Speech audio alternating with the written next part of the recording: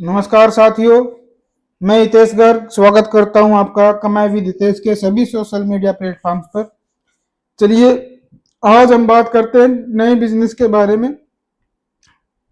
Video को last तक जरूर देखें। लास्ट में मैं हर वीडियो की तरह आपको बताता हूं कि इसके अंदर कंक्लूजन क्या है, फ्यूचर एस्पेक्ट क्या है। तो चलिए शुरू करते हैं। सबसे पहले बात करते हैं आज किराना व्यवसाय की, कि किराना बिजनेस के अंदर क्या आवश्यकता है, क्या लागत है, क्या नहीं है, ये सब हम बात करेंगे। तो सबसे पहले तो किराना मार्केट, किराना की आप 90% तो आप किराना 99% आदमी आप किराने की दुकान पे गए होंगे। आपने देखा होगा किराने की दुकान पे परचेजिंग करके क्या क्या होता है। तो वही ग्रोसरी बिजनेस है, वही बिजनेस है कि इसकी इम्पोर्टेंस क्या है। मतलब छोटे मसाले वगैरह सब कुछ हमें मिलना, खाना वगैरह बनाने का सामान मिलना, और इसकी भारतीय अर्थव्यवस्था के अंदर इस व्यवसाय का बहुत बड़ा योगदान है, भूमिका है। ठीक, हर तरह की सुविधाजनक खरीदारों के लिए मतलब फैसिलिटी मिलना, नौकरी के अवसर पैदा करता है, सब कुछ इसके अंदर हम आप बिल्कुल इम्पोर्टेंट है। किराना बिजनेस जो है वो एक अलग, एक पूरी मार्केट को अगर हम देखें तो बहुत बड़ा योगदान है हमारी अर्थव्यवस्था में, क्योंकि हर चीज का, हर छोटी छोटी स्पीसीज, हर छोटे छोटे मसाले, हर बड़ी चीजें, सब अगर हम देखें जो हमारे घर के अंदर जो 70-80% चीजें, 90% चीजें जो यूज होती है ना, वो आप कहीं ना कहीं किराना की दुकान से लेके आए होंगे, या कहीं ना कहीं ऑनलाइन किराने वाली ऐप से ही ऑर्डर करते होंगे। तो इस मार्केट का बहुत बड़ा योगदान है। चलिए बात करते हैं इंफ्रास्ट्रक्चर की, क्या क्या हमें चाहिए। तो उपयुक्त स्थान चाहिए, पैदल चलने वाले के लिए भी और वाहनों के लिए भी सुलभ हो। आजकल पार्किंग की दिक्कत है ही, तो पार्किंग की भी व्यवस्था हो वहां पर, और चलने वालों के लिए भी हो। स्टोर के आकार के आधार पर आपको पर्याप्त स्टोरेज करनी है। जितना बड़ा आपका स्टोर है उसके हिसाब से देखो, जितना हमें माल एक किराने की दुकान पे दिखता है ना, उससे डबल माल तो गोदामों के अंदर स्टोर करना पड़ता है। तो उसकी भी हमें व्यवस्था बनानी पड़ेगी इस बिजनेस के अंदर। इसमें है थोड़ी लागत है। एक विश्वसनीय मतलब एक बिजली आपूर्ति हमें चाहिए, प्रकाश व्यवस्था, हवादारों की जगह चाहिए। चलिए अब बात करते हैं लाइसेंस क्या क्या होना चाहिए हमारे पास। एक तो बिजनेस लाइसेंस होना चाहिए, जीएसटी होना चाहिए। ठीक, दूसरा कोई अगर फसाई वगैरह से किसी की एनओसी अगर हमें लेने की जरूरत है तो वो एनओसी लेनी होनी चाहिए हमारे पास। तो ये सब चीजें होना चाहिए। चलिए अब आगे बात करते हैं इन्वेस्टमेंट की, इन्वेंट्री की और ऑपरेटिंग एक्सपेंसेस की। मतलब कॉस्ट कैलकुलेशन के अंदर यही है, इन्वेस्टमेंट, इन्वेंट्री, स्टॉक और ऑपरेटिंग एक्सपेंसेस। तो चलिए बात करते हैं आगे मार्जिन को समझना, इसके अंदर मार्जिन कितना है। पहले चलो इसको बारे में डिटेल में थोड़ा पढ़ लेते हैं एक बार। किराए पर स्थान लेने के लिए, उपकरण खरीदने के लिए, शुरुआती इन्वेंट्री के लिए पूंजी की आवश्यकता है, शुरुआत का स्टॉक, और किराया अगर दुकान खुद की है, स्टोर खुद का है तो ठीक है, नहीं तो किराए पे जगह देखनी पड़ेगी, और कुछ इंटीरियर भी रैक वगैरह बनाने पड़ेंगे। इन्वेंट्री के लिए वही स्टॉक के लिए खर्चा है, सैलरी अगर कोई पर्सन रखा है तो, बिजली पानी का खर्चा है, मार्केटिंग का खर्चा है। अब लागत की अगर बात करें तो ये डिपेंड करती है कि आपका आकार और स्थान, किस कितने बड़े लेवल का स्टोर है, कितनी जगह में स्टोर है, और किस एरिया पे भी डिपेंड करता है कहां पर अपने, तो वो वेरिएबल फैक्टर है। अब बात करते हैं किराना स्टोर में मार्जिन, मार्जिन को समझना। लाभ मार्जिन प्रत्येक उत्पाद की बिक्री मूल्य से लागत मूल्य, मतलब देखो किराने के अंदर सिंपल है भाई, मैं बताऊं देसी भाषा में, पांच हजारों आइटम है, क्या आपको सभी चीजों का रेट याद है? नहीं है। किराने के अंदर कमाई इसी वजह से है, माल आता है क्विंटल्स में, मतलब 100 केजीज के रेट पर 2000 का 100 किलो, या किलोज के अंदर भी बात करें, कुछ स्पीसीज किलोज में भी आती है, और बिकती है ग्राम्स में। तो दो जो चीज जितने बड़े लेवल पे आ रही है और जो ग्राम्स में बिक रही है, तो वो मार्जिन तो वो देके ही जाएगी।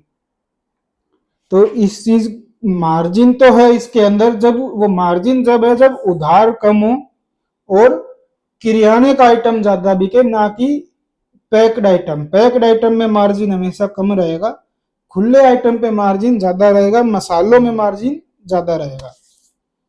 चलिए अब बात करते हैं स्ट्रेटेजीज टू अट्रैक्ट और रिटेन कस्टमर्स। भाई कस्टमर्स को भी अट्रैक्ट करने के लिए और उनको बनाए रखने के लिए भी तो हमारे पास स्ट्रेटेजी होनी चाहिए कोई ना कोई। तो प्रतिस्पर्धा में बने रहने के लिए ग्राहकों को आकर्षित, एक तो वही है, ग्राहकों को मतलब हर तरीके से आपको लुभाना है।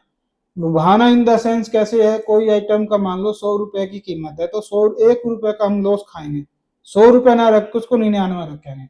एक मेंटेलिटी का बहुत फर्क पड़ता है यहाँ पर। साइकोलॉजिकल खेलना बिजनेस के अंदर बहुत जरूरी है। ऐसे ही कोई चीज 70 की है, 70 की ना रख के आप 69 की करो। आप बड़े बड़े मॉल्स में जाओ, 1000 रुपए की चप्पल है तो वहां 1000 नहीं पाएगा आपको लिखा, 1000 ज्यादा दिखता है। हम उसको 999 अगर कर देंगे तो वो 1000 के मुकाबले कम ही दिखता है। तो ये फर्क है। ग्राहक वफादारी को बढ़ावा देना मतलब लॉयल्टी का, आजकल ये कार्ड्स भी बहुत चल रहे हैं कि 500 रुपए का मेंबरशिप कार्ड ले लो और ये डिस्काउंट ले लो। उससे क्या है, 500 रुपए का कार्ड आपको तो पहले तो 500 रुपए तो वो मिल गए आपको, बिना कुछ सामान के मिल गए, और मान लो कुछ डिस्काउंट देना भी पड़ रहा है तो वो आप पहले ही उससे ले रहे हो 500 रुपए। तो इस चीज का फर्क है। सामाजिक मीडिया मतलब सोशल मीडिया हुआ और स्थानीय विज्ञापनों का, मतलब सोशल मीडिया का पॉजिटिव यूज करें बिजनेस के अंदर, तो ये बहुत जरूरी है। अब बात करते हैं इन्वेंट्री मैनेजमेंट की। देखो इन्वेंट्री मैनेजमेंट इसके अंदर बहुत जरूरी है। जितनी बढ़िया इन्वेंट्री मैनेजमेंट होगी ना उतना ही लॉस मिनिमाइज होगा इसमें। क्यों, इसमें हजारों आइटम है, कोई एक कोने में दबी हुई लगा दी कहीं तो वो दबी रह गई। जब तक पुरानी हम निकालेंगे, नई हम लगाएंगे पीछे, तो पुरानी जबी निकलेगी और वो ही मिनिमाइज करेगी। तो इन्वेंट्री मैनेजमेंट बहुत जरूरी है। स्टॉक के स्तरों को निगरानी रखना, अधिक स्टॉक किए जाने वाले उत्पादों की पहचान करना नुकसान की मदद करता है, मैं वैसे कह रहा हूँ।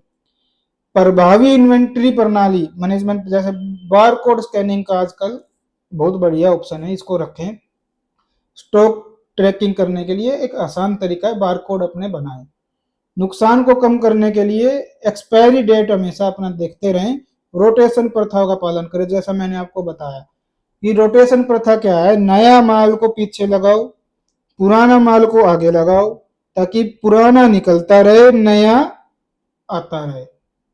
तो ये चीज का हमें ध्यान रखना पड़ेगा। चलिए अब बात करते हैं यूज ऑफ टेक्नोलॉजी। टेक्नोलॉजी का यूज करके हम एफिशिएंसी बढ़ा सकते हैं इसके अंदर। सबसे पहले पॉइंट ऑफ सेल मशीन लगा के, या यूपीआई, आजकल पॉइंट ऑफ सेल की जगह यूपीआई भी चल रहा है, उसका भी ध्यान रखें। और वो हमें पॉइंट ऑफ सेल मशीन से स्टॉक ट्रैक करने में मदद मिल सकती है, यूपीआई से भी मिल सकती है। ऑनलाइन ऑर्डरिंग और डिलीवरी सर्विस प्रदान करें।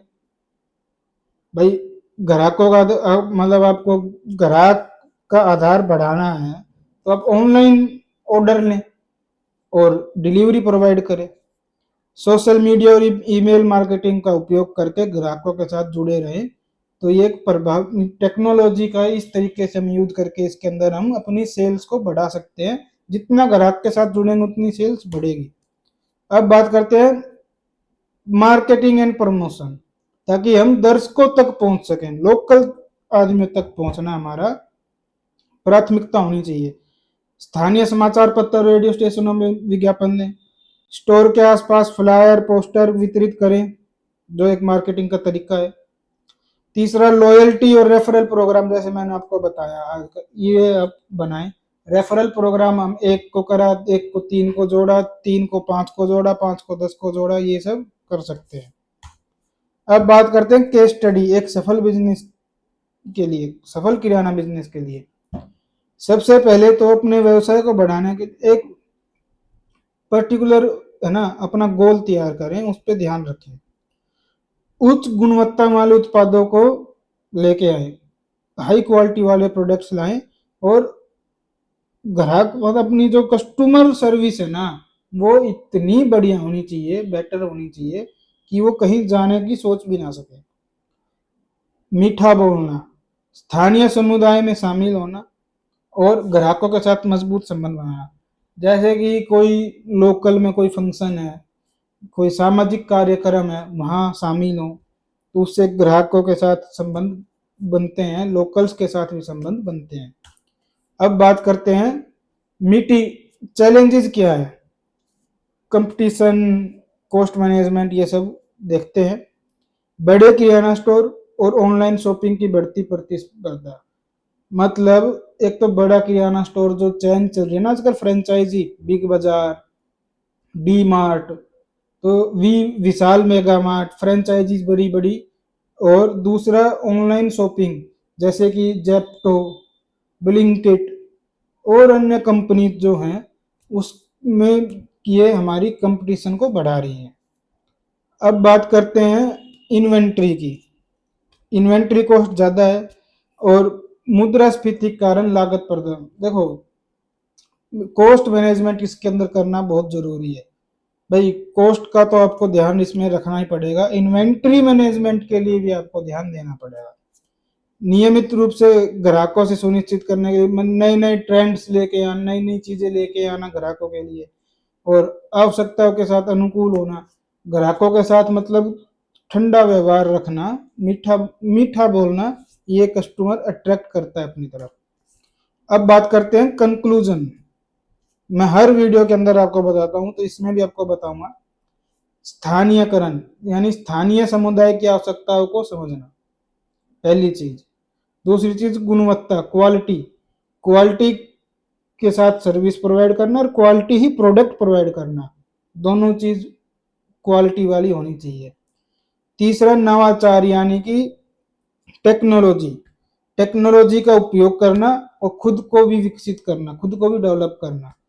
तो दोस्तों यही है इसके अंदर। मैंने आपको बता ही दिया है वैसे भी, फाइनेंस का रिकॉर्ड रखना, मेहनत, इन्वेंट्री मैनेजमेंट इस बिजनेस के अंदर बहुत जरूरी है, इसका ध्यान रखें।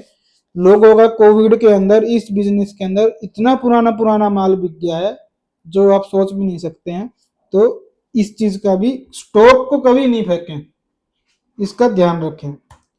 तो दोस्तों वीडियो अगर पसंद आई हो तो लाइक करें, चैनल को सब्सक्राइब करें, पेज को फॉलो करें और हमें कमेंट करके जरूर बताते रहें कि हम और किस किस चीज के ऊपर वीडियो बनाएं और अपलोड करें, आपके सामने लेके आए। ऐसे ही प्यार बनाए रखने के लिए बहुत बहुत धन्यवाद।